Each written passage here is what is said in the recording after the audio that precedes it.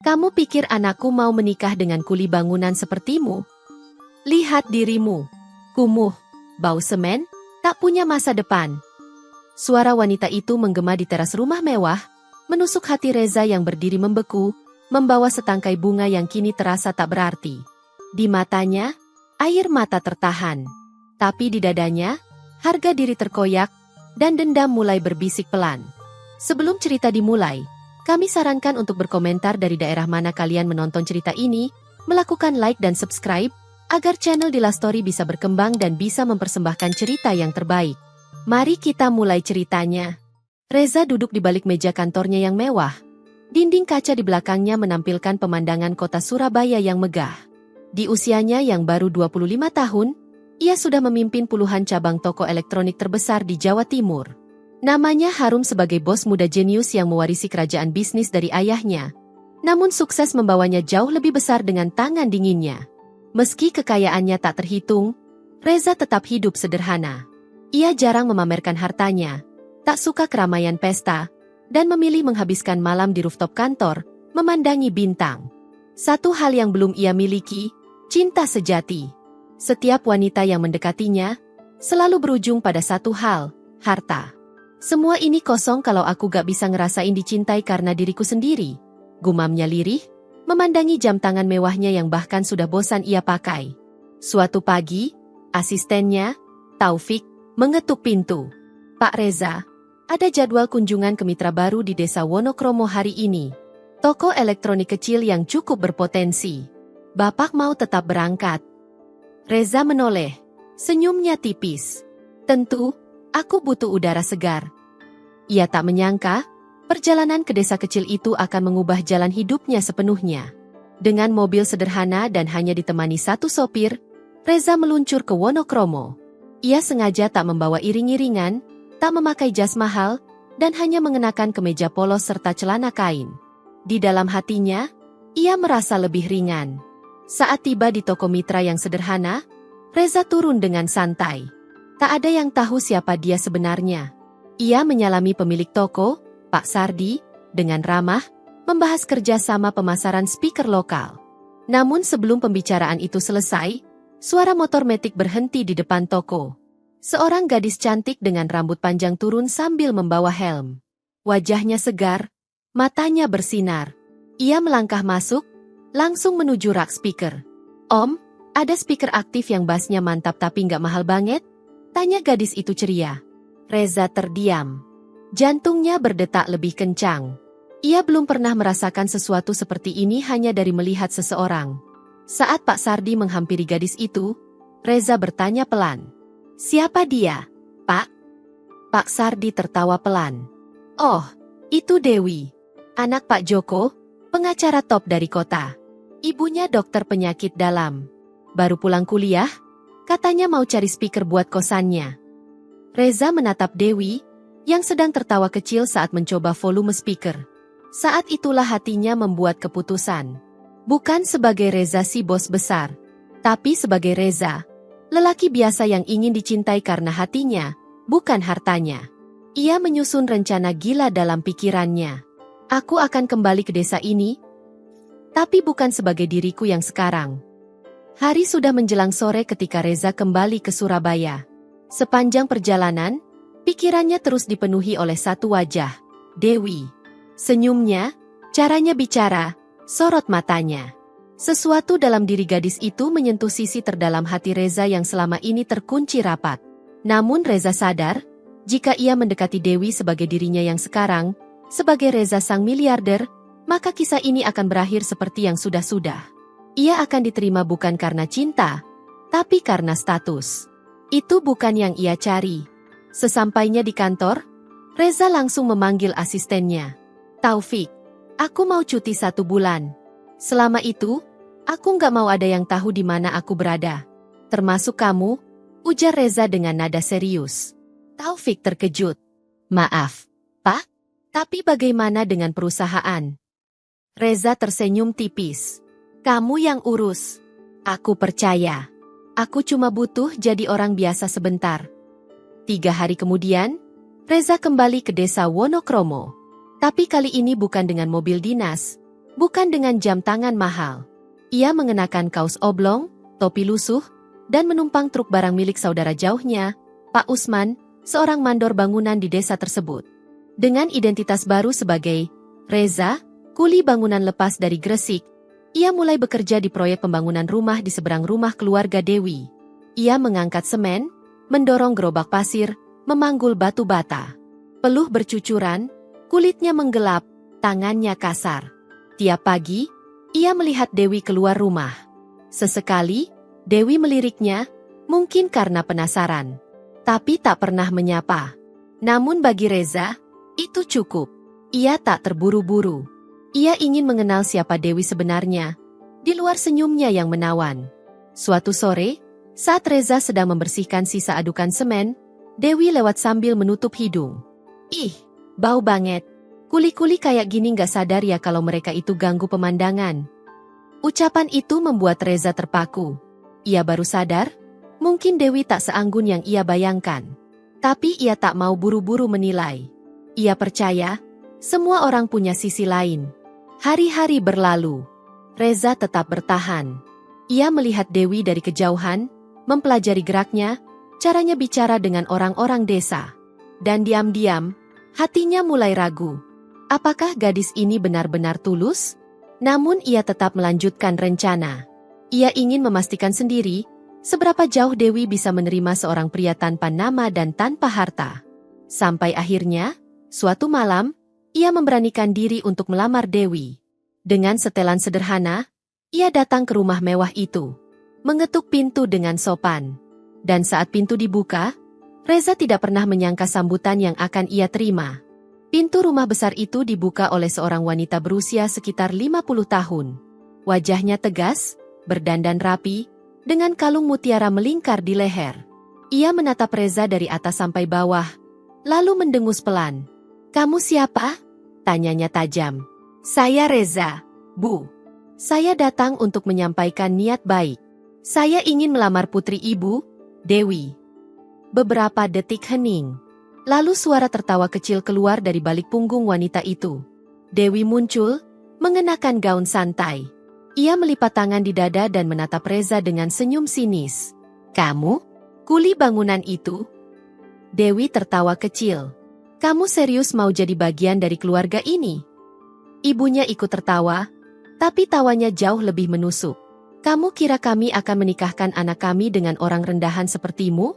Lihat dirimu, bahkan sandalmu bolong. Kami tidak sedang membuka lowongan pembantu." Reza terdiam. Dadanya sesak, tapi ia tetap menunduk sopan. "Saya mungkin hanya seorang kuli bangunan, Bu. Tapi niat saya sungguh-sungguh." Tiba-tiba, dari dalam rumah, suara pria paruh baya terdengar, ayah Dewi. Ia keluar dengan wajah muram. "Kamu pikir dengan modal niat kamu bisa masuk ke keluarga kami? Saya ini pengacara, istri saya dokter. Kami membesarkan Dewi untuk hidup terhormat, bukan bergaul dengan orang seperti kamu. Bapak tidak tahu saya seperti apa. Saya..." "Cukup," potong Dewi dengan nada jijik. "Kamu pikir saya tertarik sama kamu karena kamu perhatian? Karena kamu suka lihat-lihat aku dari seberang rumah? Aku cuma main-main. Kamu itu lucu dilihat, tapi nggak pantas diseriusin." "Dek." Kata-kata itu menampar Reza lebih keras dari palu godam. Dunia seperti runtuh di depan matanya. "Kami beri kamu waktu 5 detik untuk angkat kaki dari rumah ini sebelum saya panggil satpam," ancam ayah Dewi. Dengan langkah berat, Reza mundur. Hatinya remuk, tapi ia tetap melangkah dengan kepala tegak. Ia tidak menoleh ke belakang. Ia tidak ingin Dewi melihat air matanya jatuh. Di jalan, angin malam menusuk kulitnya yang berkeringat dingin. Ia berjalan menyusuri gang kecil, menyusuri keraguan, menyusuri luka. Ia bersumpah dalam hati, "Jika cinta tulus tak bisa tumbuh di hati yang tinggi, maka biarlah aku mencarinya di tempat yang lebih rendah. Tapi hatinya pasti lebih tinggi dari mereka." Matahari pagi menyinari desa Wonokromo dengan hangatnya. Udara segar menyapu halaman rumah warga, aroma nasi goreng dan kopi dari warung desa menyambut siapapun yang lewat. Di sudut desa, Reza duduk termenung di bangku kayu warung sederhana. 2 hari sudah berlalu sejak lamaran itu ditolak dengan hinaan yang membekas dalam. Ia menatap secangkir kopi hitam yang tak disentuh. Di depan warung, lalu lalang warga membawa keranjang belanja. Namun ada satu sosok yang menghentikan pandangannya. Seorang gadis muda turun dari motor bebek. Rambutnya dikuncir rapi, wajahnya bersih tanpa riasan. Ia membawa kantong beras dan tersenyum pada pemilik warung sambil menyapa hangat. "Pagi, Bu Yati. Berasnya tinggal 5 kilo ya, nanti aku beli lagi minggu depan." Reza memperhatikan gadis itu dengan pelan. Entah kenapa ada sesuatu yang menenangkan dalam tutur katanya. Saat ia hendak berdiri untuk pergi, kantong beras yang dibawa gadis itu terjatuh karena tersenggol anak kecil yang berlari. Tanpa pikir panjang, Reza membantu mengangkat kantong beras itu. "Nih, Mbak. Maaf tadi saya nggak sengaja lewat," ucap Reza sopan. Gadis itu tersenyum. "Nggak apa-apa kok, Mas. Makasih ya." Ia menatap Reza dengan sedikit bingung. "Mas kuli bangunan yang kerja di rumah sebelah rumah Dewi, kan?" Reza hanya mengangguk pelan. "Aku Putri. Baru pulang dari Jakarta, habis lulus kuliah. Bapakku Pak Rohim, RT sini." Reza tersenyum kecil. "Aku Reza. Lagi kerja di proyek bangunan sini. Senang kenal kamu." Ya udah, duduk sini aja. Aku juga nungguin bapak beli bensin. Kita ngobrol aja, biar nggak bosen." Reza pun duduk kembali. Awalnya hanya basa-basi, tapi perlahan percakapan mereka mengalir seperti air sungai di musim hujan. Dari cerita masa kecil hingga impian masa depan, dari rasa pedas sambal warung hingga suasana Jakarta yang macet. Putri tak pernah sekalipun bertanya soal pekerjaan atau harta Reza. Ia bicara dengan nyaman, tertawa tanpa dibuat-buat, dan mendengarkan dengan tulus. Dan saat Putri berpamitan, ia sempat berkata sambil tersenyum manis, "Mas Reza orangnya ramah ya? Nggak seperti yang orang-orang bilang." Reza hanya menatap punggung Putri yang menjauh sambil menggenggam erat secangkir kopi di tangannya. Ada sesuatu yang berbeda kali ini. Sesuatu yang hangat. Sesuatu yang mungkin bisa disebut harapan baru. Hari-hari berlalu di desa Wonokromo. Reza tetap bekerja sebagai kuli bangunan, meski hatinya tak lagi seberat dulu.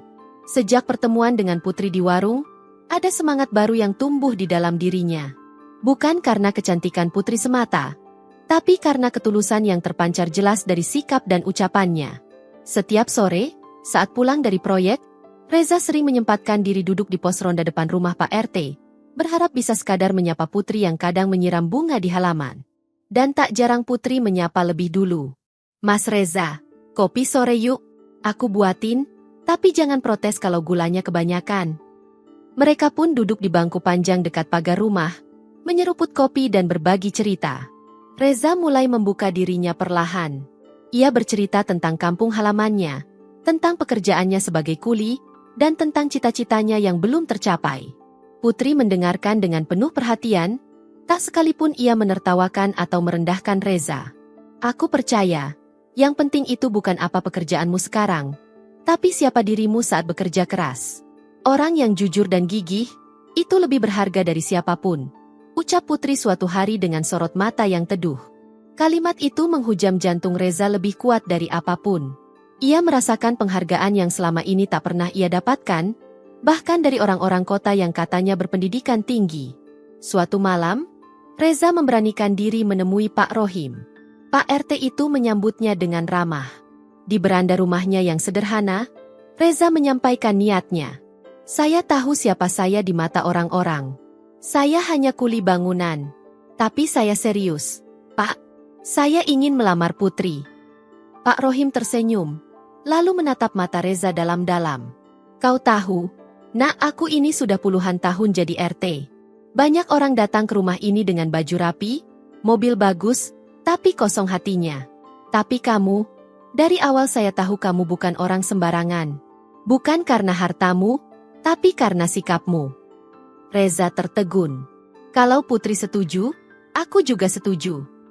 Keesokan harinya, Putri hanya tersenyum malu saat Reza menatapnya dari jauh. Pipinya memerah, dan ia hanya berucap pelan, "Aku percaya kamu, Mas." Tanpa disadari, desa kecil itu menjadi saksi tumbuhnya cinta sederhana antara pria yang menyamar sebagai kuli dan gadis yang melihat dunia dengan mata hati. Reza tahu, saat hari itu tiba, kebenaran akan terungkap.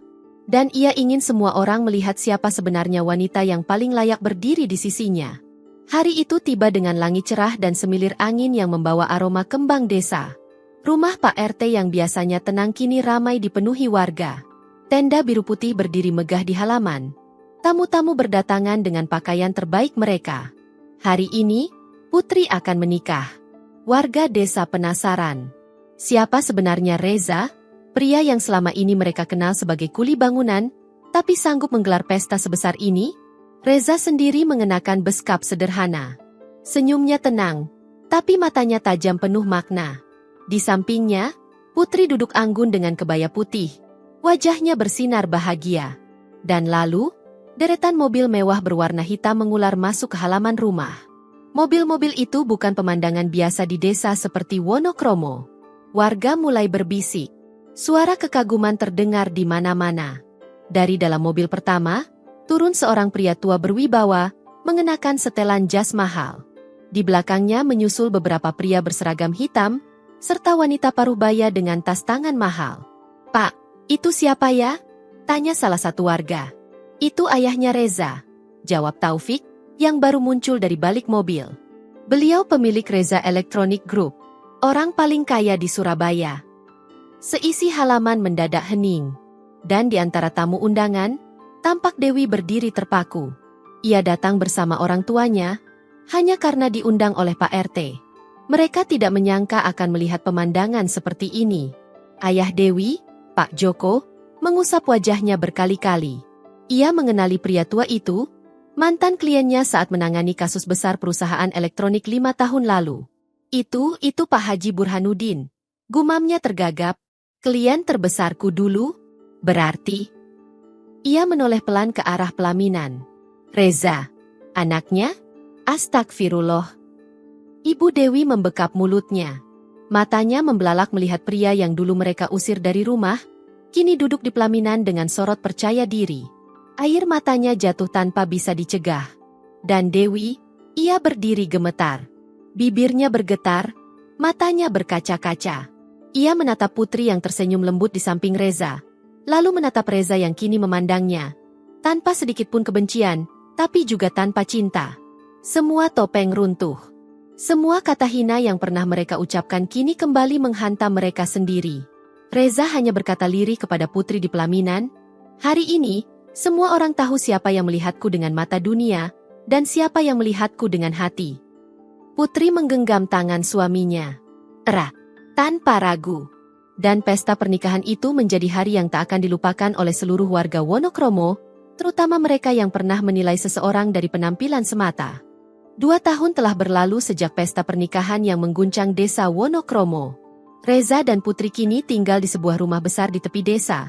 Rumah yang mereka bangun bersama dari tanah kosong yang dulu penuh ilalang. Rumah itu megah tapi hangat, dengan taman bunga di depan dan suara anak-anak kecil yang sering bermain di halaman.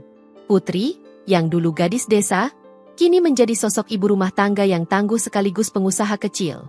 Reza menghadiahkannya sebuah toko elektronik mini, yang ia kelola dengan jujur dan sabar. Meskipun Reza masih mengawasi kerajaan bisnisnya dari jauh, ia memilih untuk tetap hidup sederhana di desa, dekat dengan orang-orang yang benar-benar mencintainya. Namun satu hal yang belum juga hadir dalam kehidupan mereka, seorang anak. Meski telah berkonsultasi ke banyak dokter, Allah belum mengizinkan mereka memiliki keturunan. Putri tak pernah mengeluh, dan Reza tak pernah goyah. Cinta mereka tak berkurang sedikit pun. Suatu sore, saat matahari mulai condong ke barat, datang tamu tak terduga. Dewi. Ia berdiri di depan rumah besar Reza dengan wajah pucat dan tubuh kurus. Tak ada mobil mewah, tak ada tas bermerek, hanya pakaian lusuh dan tatapan penuh harap. Bersamanya ada 2 tas besar dan wajah yang tak asing. Ibunya, yang kini duduk di kursi roda. "Aku mohon maaf," suara Dewi gemetar. Putri yang membuka pintu hanya menatapnya dalam diam. "Ayahku sakit-sakitan. Ibuku kena stroke sejak 2 bulan setelah pernikahan kalian. Reputasi kami hancur, dan kami bangkrut. Semua klien pergi, rumah kami disita. Aku nggak punya tempat lagi." Putri terdiam. Reza datang dari dalam rumah, langkahnya mantap, dan berhenti di samping istrinya. Dewi menunduk, lalu berlutut. Reza, aku mohon, nikahi aku. Jadikan aku istrimu yang kedua. Mungkin kalau kamu menikahiku, kamu bisa punya anak. Aku bersedia, asal aku bisa hidup kembali. Aku janji, aku nggak seperti dulu. Reza menatap wajah Dewi lama sekali. Mata itu bukan lagi mata sombong yang dulu mengusirnya. Kini penuh luka, penuh penyesalan. Tapi juga, masih penuh bayangan masa lalu. Putri menoleh ke arah suaminya. Wajahnya tenang. Semua keputusan ada di kamu, Mas. Tapi aku tahu, kamu bukan lelaki yang mudah diduakan. Reza menatap Putri. Senyumannya perlahan muncul. Ia menggeleng pelan. Maaf, Dewi. Aku pernah mencintaimu. Tapi kamu memilih mempermainkanku. Sekarang, aku sudah menemukan orang yang menerimaku saat aku bukan siapa-siapa. Aku tak akan pernah menyakiti cinta yang seperti itu. Dewi menutup wajahnya. Isak tangisnya pecah, menyesali semuanya. Ia tak hanya kehilangan harta, tapi juga cinta yang dulu sempat hadir di depan mata, namun ia buang begitu saja. Dan hari itu, Reza meneguhkan satu hal, bahwa kesetiaan bukanlah hadiah, melainkan keputusan. Dan cinta sejati hanya akan tumbuh di hati yang tulus, bukan yang penuh kepentingan. Dewi meninggalkan rumah besar Reza sore itu dengan langkah gontai. Ia menuntun kursi roda ibunya perlahan, sementara air matanya terus mengalir tanpa suara. Di sepanjang jalan desa yang dulu selalu ia lewati dengan motor mewah, kini hanya suara angin dan tatapan kasihan warga yang mengiringi. Reza dan Putri berdiri di beranda cukup lama setelah kepergian mereka. Tak ada kata-kata, hanya keheningan yang menggambarkan betapa kuatnya luka yang pernah ditorehkan Dewi, luka yang tak bisa ditebus hanya dengan air mata. Malam itu, Reza duduk bersama Putri di ruang keluarga mereka. Di dinding, tergantung foto pernikahan mereka yang kini sudah mulai memudar warnanya. Namun cinta di antara mereka tak pernah pudar. Maaf ya, Mas, kalau aku belum bisa kasih kamu keturunan, ucap Putri lirih, menunduk. Reza meraih tangan istrinya dan menggenggam erat. Kamu sudah kasih aku lebih dari apapun di dunia ini, Putri. Kamu ajarkan aku tentang cinta yang tidak bisa dibeli. Kamu tunjukin arti rumah yang sesungguhnya. Putri tersenyum kecil, dan di matanya berkilau air bening. Aku hanya takut, suatu hari kamu berubah pikiran. Reza menggeleng tegas. Aku lebih takut kehilangan kamu daripada kehilangan anak. Kalau Allah belum kasih sekarang, mungkin nanti.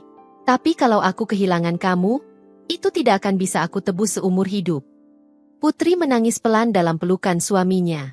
Beberapa hari kemudian, kabar tersebar bahwa Dewi dan ibunya pindah ke rumah susun bantuan pemerintah di kota. Ayah Dewi dikabarkan jatuh sakit lebih parah dan akhirnya dirawat di rumah sakit umum tanpa fasilitas mewah yang dulu selalu mereka gunakan. Reza tak mengirim uang. Ia tahu, membantu bukan selalu tentang memberi materi. Ia tahu Dewi butuh belajar dari kenyataan, bukan dari belas kasihan. Namun Putri, dengan hatinya yang lembut, diam-diam mengirimkan paket sembako ke alamat Dewi setiap bulan.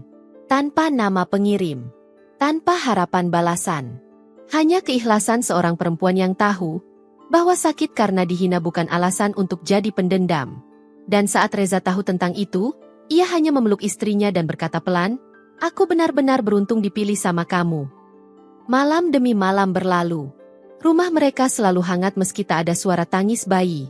Karena cinta, bagi Reza dan Putri, bukan diukur dari siapa yang hadir, tapi dari siapa yang tetap tinggal, bahkan ketika segalanya belum sempurna.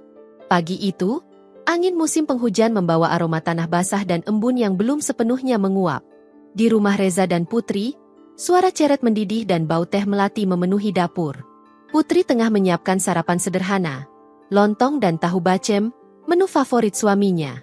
Reza baru saja selesai membaca koran ketika terdengar ketukan pelan di pintu depan. "Mas, ada tamu," ujar Putri sambil menyeka tangannya. Reza membuka pintu, dan di sana berdiri seorang gadis kecil, usia sekitar 7 tahun, berambut kuncir 2 dengan baju sekolah kusam dan sepatu yang sobek di ujung.